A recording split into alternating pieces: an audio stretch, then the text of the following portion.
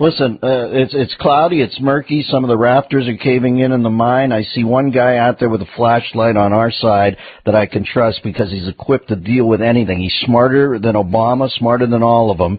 I don't know what part he's going to play, but this Paul Ryan's got his bag packed, right? He understands all of this and is able to elaborate on it in a drop of a hat, right? No, I'd like to think so, but then how come he voted for Medicare Part D and added $20 trillion onto the unfunded liabilities problem? I mean, I'm not satisfied with people who can give a pretty speech. You know, been there, done that. I want to know, what's your plan? I don't want to know what your plan for the next 10 years is. Boy, you sent a chill up my spine, because you sent a chill up my spine. I was banking on him to have the answers. Do you see anybody who has the answers? No, I think the Pauls have. I mean, you know, Rand has got a $500 billion cut proposal for the first year.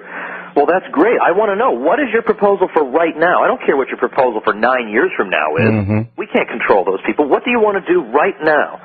And he at least has, and even then, $500 billion is only 1/3 of the problem. Right. Well, you were down at CPAC, and his old man won the straw ballot there. What do you make? I can hear you're fond of Rand. What do you make of Ronnie? I like him too, and I love the complaint that.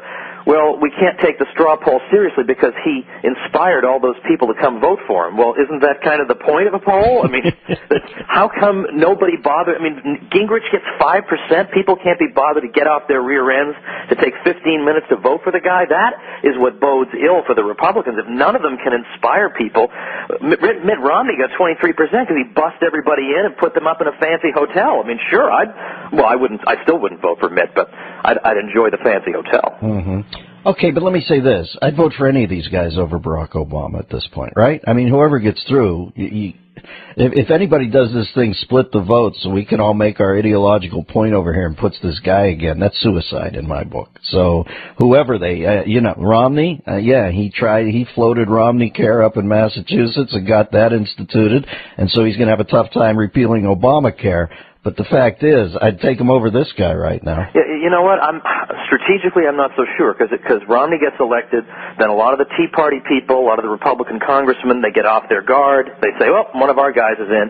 And then all kinds of horrendous things pass through, whereas Obama has arguably been one of the great rallying points for everybody. At least there's some chance that there might be some gridlock, that there's some chance of that. Whereas under Romney, I don't see it happening. Either we get somebody who's serious and isn't just some plastic man who looks like something out of Central Casting, or it's not worth doing. We might as well just keep fighting, keep the parties divided, and try and carve out some liberty for ourselves. Well, you know, folks, my favorite guests are John Lott, who I had an epiphany with after reading his book, More Guns, Less Crime, and I'm fascinated by Malcolm Gladwell. I like counterintuitive guys, and I think we've stumbled onto another one here, Thomas Woods, because I've come wading in here with a few things I believe, and I just love, see, I don't get freaked out when people tell me. That makes me want to go read more about the Paul boys, and I've got to start figuring this thing out because this is serious time. I like guys who tweak my intellect and take some of my